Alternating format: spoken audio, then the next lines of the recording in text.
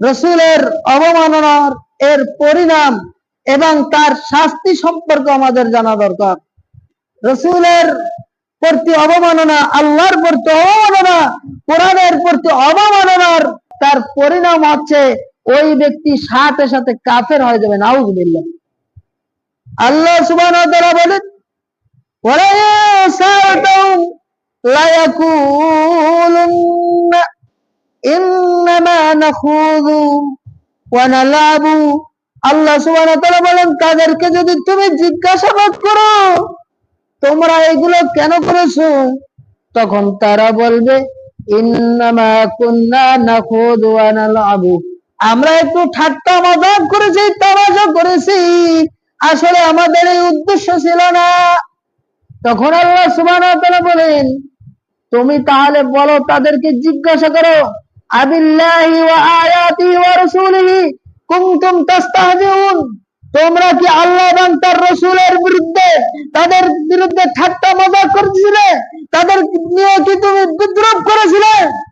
অতএব আল্লাহ সুবহানাহু ওয়া তাআলা বলেন, লা তা'তাযিরু, এখন তোমরা ওযর পেশ করো না, তোমরা এখন সুতানাতা দিও না, কদ কাফারতুম বা'দা ঈমানিকুম, বরং তোমরা ঈমানের পরে কাফের হয়ে গেছো। নাউযুবিল্লাহ। অতএব আল্লাহ এবং তার রাসূলের বিরুদ্ধে যদি অবমাননা করে, কোরআনের বিরুদ্ধে অবমাননা করে, ওই ব্যক্তি সাথে সাথে কাফের হয়ে যাবে। যাবে কি যাবে না? আজকের বর্তমান সমাজে জনৈক এক ব্যক্তি, এই সপ্তাহে দেখলাম, সে কি করেছে, ভোটের দাওয়াত দিতে গিয়ে সে মারাত্মক ভাবে আল্লাহর রসুলের সাথে নাফরমানি করেছে। সে কি করেছে, সে বলেছে যে আপনারা হচ্ছেন সাংবাদিক, রসুল ছিলেন সাংবাদিক। কেমন? রসুল নবী ছিলেন, নবী হচ্ছে সংবাদ বাহক, আর সংবাদ বাহক এই হিসেবে তিনি হচ্ছেন একজন সাংবাদিক। অতএব আপনারাও সাংবাদিক, যেহেতু আপনারা সংবাদ কোনো ঘটনা ঘটার সাথে সাথেই আপনারা সেগুলো প্রচার করে দেন, সেহেতু আপনাদের মর্যাদা আরেকটু বেশি। নাউযুবিল্লাহ। এখানে আরেকটু মর্যাদা বেশি, তার মানে বোঝানো হয়েছে সে নবীর চেয়ে সাংবাদিকদের মর্যাদা বৃদ্ধি করে দিয়েছে, ঠিক না?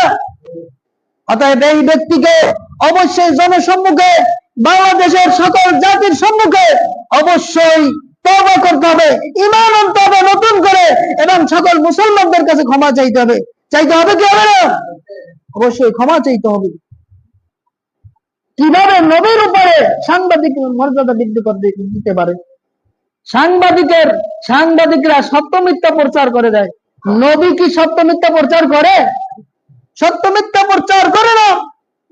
আল্লাহর পক্ষ থেকে যেই বিধান আসে সেগুলো উম্মতের কাছে প্রচার করে দেয়। আল্লাহ সুবহানাহু ওয়া তাআলা বলেন, ইয়া আইয়ুহার রাসূল বাল্লিগ মা উনজিলা ইলাইকা মির রাব্বিক, হে নবী, আল্লাহর পক্ষ থেকে, আপনার প্রতিপালকের পক্ষ থেকে যেই বিধান আসে আপনি তা সাথে সাথে প্রচার করে দিন। সুবহানাল্লাহ। অতএব এই ধরনের কথা অবশ্যই কোন মুসলমান মেনে নিতে পারে না। পারবে? এমনি ভাবে আল্লাহ এবং তার রসুলের বিরুদ্ধে যদি কোনো ব্যক্তি অবমাননা করে, ওই ব্যক্তির দুনিয়াতে শাস্তি আল্লাহর পক্ষ থেকে আসবে এবং পরকালে আল্লাহর পক্ষ থেকে শাস্তি অনিবার্য হয়ে যাবে। নাউযুবিল্লাহ। আল্লাহ সুবহানাহু ওয়া তাআলা বলেন, ইন্নাল্লাযীনা ইউযুনাল্লাহ ওয়া রাসূলাহু, নিশ্চয় যারা আল্লাহ এবং তার রাসূলকে কষ্ট দেয়, লাআনাহুমুল্লাহু ফিদ দুনিয়া ওয়াল আখিরাহ, আল্লাহ তাদেরকে দুনিয়া এবং আখিরাতে অভিশাপ দিয়ে থাকে। নাউযুবিল্লাহ। এবং তাদেরকে কি করবেন? ওয়া আ'আদ্দা লাহুম আযাবাম মুহিনা, এবং তাদেরকে কিয়ামতের দিন অবমাননাকর মর্মন্তুদ শাস্তি প্রস্তুত করে রেখেছে। নাউযুবিল্লাহ। অতএব আল্লাহ এবং তার রসুলের কি কখনো কষ্ট দেওয়া যাবে? কখনো কষ্ট দেওয়া যাবে না। এমনি ভাবে এই আল্লাহ এবং তার রসুলের বিরুদ্ধে যারা অবমাননা করবে তাদের মৃত্যুদণ্ড অবশ্যই প্রদান করতে হবে। নবী আলাইহিস সালাম বলেন, মান বাদদালা দীনাহু, যেই ব্যক্তি তার দ্বীনকে পরিত্যাগ করলো, ফাকতুলুহু, তোমরা তাকে মৃত্যুদণ্ড প্রদান করে দাও। এজন্য যেই ব্যক্তি তার দ্বীনকে পরিত্যাগ করে মুরতাদ হয়ে যাবে, মুরতাদের একমাত্র শাস্তি আছে মৃত্যুদণ্ড। এমনি ভাবে যদি দুনিয়াতে আল্লাহ এবং রসুলের বিরুদ্ধে যারা যুদ্ধ ঘোষণা করবে, আল্লাহ এবং তার রসুলের বিরুদ্ধে যারা অবমাননা করবে, কোরআনের বিরুদ্ধে যারা অবমাননা করবে, এই অবমাননাকারীদের যদি দুনিয়ার মধ্যে শাস্তি না দেওয়া হয়, তাহলে দুনিয়াতে আল্লাহর গজব নিপতিত হবে। নাউজুবিল্লাহ। আল্লাহ সুবহানাহু ওয়া তাআলা বলেন, ফালইয়াহযারিল্লাযীনা ইউখালিফুনা আন আমরিহি, ওই সকল ব্যক্তিদেরকে ভয় করা দরকার যারা আল্লাহর রসুলের নির্দেশের বিরুদ্ধাচরণ করে, যারা আল্লাহ এবং তার রসুলের বিরুদ্ধাচরণ করে, আন তুসিবাহুম ফিতনা, অতি শীঘ্রই তাদেরকে ফিতনা বিপর্যয় স্পর্শ করে নিবে। নাউযুবিল্লাহ। আও ইউসিবাহুম আযাবুন আলীম, এবং অতি শীঘ্রই তাদের উপর মর্মন্তুদ শাস্তি পতিত হয়ে যাবে। নাউযুবিল্লাহ।